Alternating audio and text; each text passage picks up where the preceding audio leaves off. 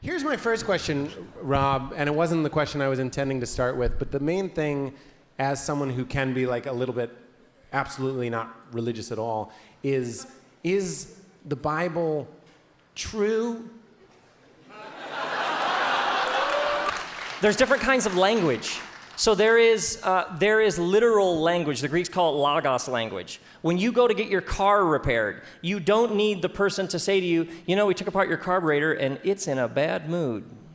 You need them to tell you part X94 is broken and that part is on order, correct? So there is very literal, factual, did it happen or not language. It's how you build hospitals, it's how you fly planes, it's how you put 10,000 songs in your pocket.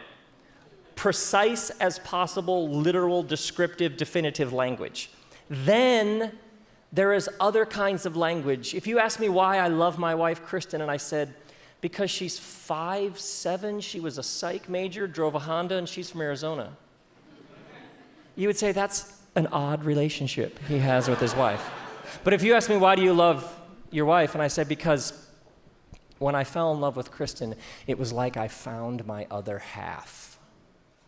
You all go, okay, now that sounds like something. Now, did I find my other half? Was I half Rob until I met her? If you take that literally, it's absurd. It's not literally true. It's more than literally true. And what happened is a whole generation of religious people were taught that religious truth, literal truth, is the highest form of truth. And if that's the case, then you miss out. The Bible is this unbelievably rich library of stories, mostly written in this other kind of language. The Greeks called it mythos language, which is the language of the heart. It's language of love, lust, suffering, loss, confusion, despair, euphoria. Basically, it's beautiful language actually talking about your divine experiences of life. Makes sense? And what happens when you argue with the other? Now, the problem is a lot of people get excited about that, and then they chuck out all the literal stuff, right? And like none of it ever happened.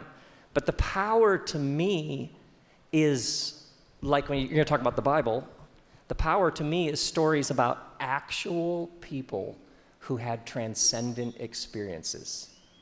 If none of it happened, then we're all kind of hosed, correct?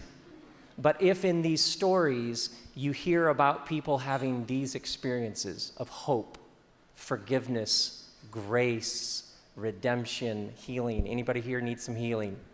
The power of not putting it in those categories and letting it be all of those categories is you are now free to actually have an experience. Acclaimed author, Rob Bell.